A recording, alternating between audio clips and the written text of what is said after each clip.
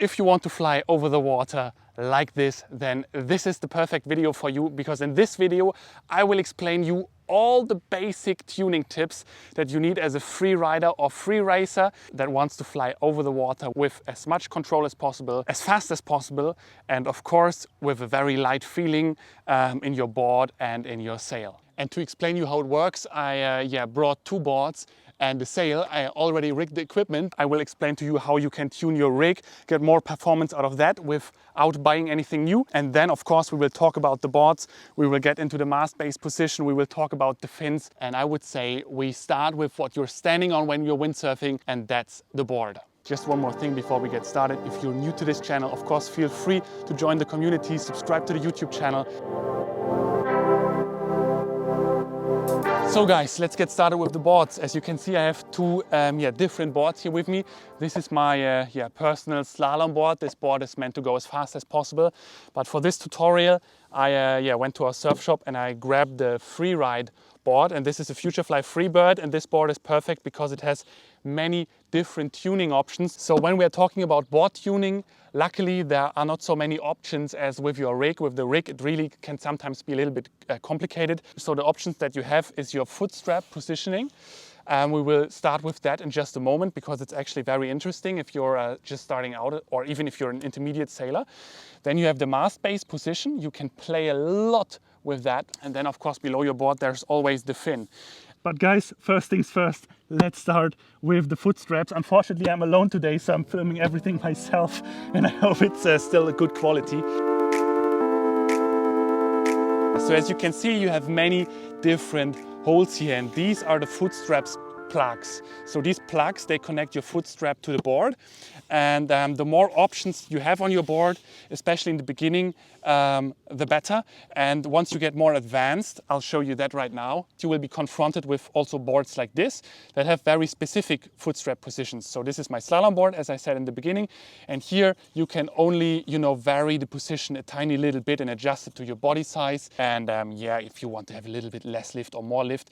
But the foot straps are always on the total outside because this is a specific board for going fast. And now, long story short, if you're a beginner, you want to put your foot straps as far to the inside as possible. Why is that? Because it allows you to stand more upright, and also it's easier to get into the foot strap the closer they are to your natural, sailing around position. And also when your foot straps are on the inside on a freeride board, your board will not be so fast because you will not be able to put so much pressure on the fin, and that pressure on the fin is really giving you a lot of speed. So the further to the outside you put your foot straps, the faster you will go. It will also become harder to get into the foot straps, and you might feel like you have a little bit less control over your board. When you see me flying over that chop and over the water, it's only possible because I'm standing all the way on the outside of my board. So when you want to go faster, place your foot straps more to the outside of the board. Your back foot strap, you can always try and put it as far to the back as possible, especially when you're a free rider, because your foot will be closer to the fin, and this gives you more control. If you put it more to the front, you have more power, but usually this doesn't help you with a lot of things. And then the front foot strap, you just adjust it to your body size, so you don't make it too complicated. One extra tip: the further you put it to the front, the more control you get over the board. The further to the back, the more you will fly, of course, because your body weight is further to the back, but the back foot strap always stays in the back. So guys, the mast base is not so complicated. The further you put your mast base to the front, the lower your board will ride through the water, because your sail is always pushing down when you're hanging into the harness and when you're planing. So the more you put that pressure to the front, the lower your board will ride, and the more control you will also get, unless of course you overdo it and then you will get stuck in a chop and you just catapult. And the further you put it to the back, the freer and the more your board will fly, and the more out of control you will be when you're overpowered, for example. Play around with it, find a sweet spot, and always keep in mind what the position does, because when now the wind, for example, picks up during your session, you just put that mast base a centimeter more to the front, and that sometimes can already be enough, so you don't have to rig another sail or take a different board, and that this really largens the wind range of your equipment. And now guys, unfortunately, we will have to do a little bit of rocket science, literally, because now it's getting complicated. So guys, the reason why I brought you so many different fins, I will all, put them here now to show them to you, is because there simply are endless options when it comes to fins. And the reason for that is that the fin really does a lot to the performance of your equipment. And when you have the perfect fin for your setup, this can change the entire feeling and your entire riding experience. It can make you go so much faster, it can give you more control. And oftentimes, it can even be more effective than buying a new board. And I'm saying this as somebody who runs a surf shop. And often when customers come to us and they say, yeah, I want to improve my performance, but I don't want to spend endless amounts of money, then the first thing you do is you get a better fin, a fin that suits your board. And now if you're looking at this, you're probably very confused and you're like, yeah, it's all nice and good, but on what fin should I spend my money? And the problem with that question is that it's very, very complicated and that you can only answer it if you got a lot of experience. And just a little spoiler, I will give you an advertisement for my surf shop because we are specialized on helping people with that. So I would say actually we start real quick when we want to give an overview with a more simple fin. This is a G10 fin, but it's not just the material that makes a difference, it's also the shape. So you can see it's a little bit more roundish at the bottom here. So this is more maneuver oriented, and the compromise that you're always having with a G10 fin is that usually it is a little bit thicker, because only through thickness you can get the same stiffness with G10 material. Thickness again takes away some of the speed, and you can really see the layers in the fin, and you see them like this because, as I just said, they are coming out of a CNC machine, so it's all just flat layers on top of each other, and the layers do not have a shape themselves. It just comes from the CNC machine. And this is why, if you ask me, you should always go for a carbon fin. Even if it's 50 euro more or even 100 euro more, it's really worth the investment. It improves your entire equipment. And let's get to the total contrast to that Select Edge G10. And that would, for example, be my slalom fin.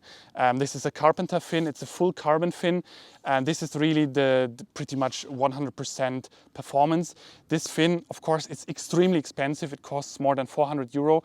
And if you want a fin like this, you have to wait for a long time. This is the problem with these fins. They look, beautiful. It's beautiful carbon. But for a fin like this, you wait up to half a year. From some brands, you can get it faster in like a month or 2 months. But this waiting time is always different. So if you want some reliability with the delivery time, this is nothing for the beginners and intermediate sailors. And this then brings us straight to the other Select fins that I have right here. As I said, I asked Select if they wanted to send me some fins to show them to you guys, because Select is a really amazing brand for all the fins that are not custom carbon fins like this one, and for everybody who wants their fin within a few days or a maximum of a week.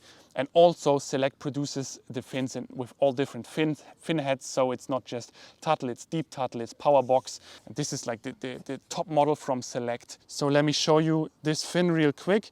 You can see it looks a little bit different, but this is a beautiful, beautiful fin. It's also hand finished, but it gets produced in a bigger series, so it's actually available. And and then the thing is, with Select, you have fins for every type of person and all different shapes. So you can even choose the same fin shape in different materials. And then, for example, let's look at this one. This is a Select S-Max slalom. This is a slalom fin. This is amazing if you want to go super fast. This, for example, now is half of the price of this fin. And this, for example, now is half of the price of this fin. And then I also brought you this fin. This is just an example of a fin that I don't think is so good. Just ugly shape, but it was once 75 euro. And before you spend 75 euro on something like this, you rather want to buy something good. Then, of course, there are also weed fins. This one is a fin from Unifiber.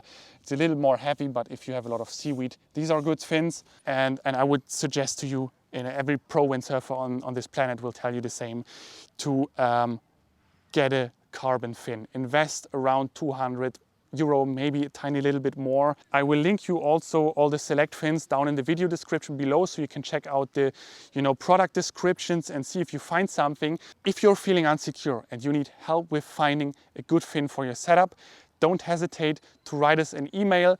We are super happy to help you guys with this. It's not a big thing. We will ask you all the questions that you need to be asked. So just write us and we will ask you about your weight and stuff like this. And most of that fin advisory I actually do myself. So yeah, just feel free to hit us up. Now we will do a dive into the basics of the rig tuning. Just want to say sorry if I'm a little bit sweaty. It's really, really warm here and I'm running around between the camera and the equipment. And guys, if you're enjoying this video, of course, feel free to leave me a thumbs up, write me your questions in the comments below and subscribe to the channel. Let's get the sail right here. So guys, what I brought to you as an example sail is a 0.7 AC0. I think it's a sail that a lot of you out there can identify with. It's a free ride, free race sail. It has no cambers. And the first thing that I want to tell you is what I really have here, because for all the beginners, you know, it's important to know that in here is the mast. It's what's bringing the shape. Then here, of course, you have the boom. These are your harness lines. This is where you hook in. And then here are the sail battens, and they are together with the mast are creating the sail profile. And then what is falling down right here, this is the loose leech. This is the part of the sail that opens in the top of your sail. This is where you want to release the wind. And then down here you can see a beautiful belly in the sail, and this is where you get your power. And knowing just these few things will help you already a lot with the tuning. And as I just told you, the mast is what is bringing the sail to life. And so the first thing tuning wise that we will take a look at is the downhaul. And the more you are pulling right here, the more your mast bends and the looser the top of your sail will become. So more downhaul means more loose leech. And you're probably now able to do some of the logic yourself. So if you're pulling more on the downhaul and you're getting more loose leech and a more open sail in the top, then that of course means the stronger the wind gets, the more you can pull down there in order to adjust your sail trim. But there's more to it, because when you pull more downhaul, it also flattens the profile of your sail, and this can give you less stability. So if you pull too much down there, your sail will start feeling a little bit lighter, of course, because it has less power, because it's opening more, but you lose also some of the stability. Now guys, I will show you very practical what happens when you release a little bit of downhaul. You can look at the sail body now and at the loose leech in the top. I'll do it extreme now. This is of course way too much, but as you saw, we now almost have no loose leech in the top anymore. And the battens, they also moved more to the front. So if the wind would now push into the sail, this would go very, very, very deep. It would actually go way too deep. And in other words, that means if you have too little downhaul, your sail will not release wind at the top anymore, and this will give you the sensation of having a lot of power. But because the sail is not releasing in the top, the sail is also not accelerating, so it just starts feeling very heavy. Meaning, if your sail feels very heavy, you can try to pull more downhaul, of course, to get the opposite result. Also, with less downhaul, you get a deeper profile in your sail, and this in return, of course, also means if you're in a very light wind scenario, just release a centimeter or two of downhaul, and you will have a little bit more power and you can go planing earlier. Now let's take a look at the boom real quick. So the tuning here, whether you put it down or up, is really simple. If you put your boom more up, the leverage gets higher, meaning you get more power. You will be standing a little bit more upright. And if you put your boom down, you will feel a little bit less power. You can also say you feel a little bit less lift in your board, and you will feel more in control. But long story short, if you're overpowered, put the boom a little bit lower. If you're underpowered, put the boom a little bit up. Important to note, if you put your boom up and down, your harness line position is changing. If you put your boom up, put the harness lines a little bit further to the back, and the other way around, of course. And one more thing, of course, we have to take a look at the outhaul. There's also a pro tip. So a zero outhaul means that you take this rope and you pull it until you can't pull it anymore with just 2 fingers. This would be zero outhaul. If I would be pulling harder, this would be already a lot of outhaul. This is important to know because a lot of people are pulling too much here. What I wanted to say is if you put your boom up, you have to lengthen your boom sometimes a little bit and pull a little bit here. And if you put your boom down, you might have to tighten it here a little bit because of course there are angles in your sail and what I think you can imagine. And now guys, let me give you another pro tip. So of course, the more you pull here, the flatter the profile in your sail becomes. It's really easy to see and it's really easy to imagine, I think. And so a lot of people think that when they are totally overpowered, it's a good idea to pull the sail completely flat. But when you pull your sail completely flat, what happens is you lose your pressure point in the sail. So your sail might feel a little bit lighter, but since you lost that pressure point, you will lose control. So even when you're overpowered, you do not want to pull the outhaul all the way. You might want to pull a little bit to depower the sail, but the rest really you want to compensate with other things, with the downhaul, with your boom height, with the mast base position.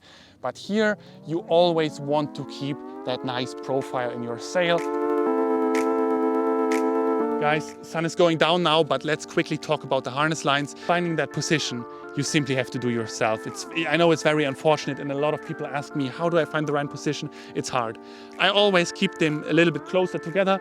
I feel more agile like that on the water. If you want, if you're more old school, you can put them further apart. Now regarding the harness lines, the best thing that you can buy are vario harness lines, meaning harness lines where you can change the length. Because this length does a lot. If you shorten your harness lines, if you take short harness lines, then you're standing more upright, you're gonna have a little bit more leverage on the sail, meaning more power, less control. And if you make your harness lines very, very long, so these are 40 inches, these are foiling harness lines, this is very, very long, then your sail will, of course, when riding, be more upright. Like this, you have more pressure on your board. And this will give you more control, especially when you have strong wind. This is really important, and when you want to go for more performance. This is something really easy, and you can play around with this also as a beginner or intermediate. Right out there on the water, you just pull a little bit and you're good to go. So guys, the last thing are the battens, really annoying. I'm gonna keep that extremely short because it's too much for all the intermediate free racers and beginners. And as the most simple batten guide on this planet, put so much tension that you do not have so many wrinkles on the battens that give your sail a little bit profile, meaning in this case, that batten, this batten. And this batten already is giving a lot less profile, so you don't want to over tension it. You rather want to have some wrinkles in the sail than over tighten the batten, because this will make your sail really stiff and maybe it even closes up that loose leech that we were talking about, and you don't want that to happen. And then here these battens are not giving the sail any profile, so you want to have as little tension on them as possible. Just the top batten can get a tiny notch of tension. But guys, long story short, don't put too much tension on your battens. I see a lot of people that mess up their rotation and the entire sail. Basically, everything is wrong the more tension you put, because you have to imagine these sails are designed in a specific way and the entire profile of the sail has a purpose. And now if you put a lot of tension on these battens, you disturb the profile. So the battens are just there to follow the profile of the sail, okay? Not more and not less. And unless you're a professional racer, just go with what I just told you. So guys, I hope you enjoyed the tutorial. Really 99% of these tips you can just use on your current equipment. You don't need to buy anything new. And then there's the fin topic, of course. I simply can encourage you guys to, if you do not have a fin where you feel like, okay, this is a really good fin, get a good carbon fin. As I said, if you need help, hit us up at the Wind Lounge. Our shop is linked in the video description. And if you enjoyed seeing me sweating because it's so warm and you liked the video and you took something away from it, of course, I'm very happy to see a thumbs up, see your feedback in the comments below. You're welcome to join the community, subscribe to this channel. Here, I'm also linking you a very nice video where I try almost all of the tips from this video on my own equipment and I measure them. And with that being said, I would say see you guys the next time.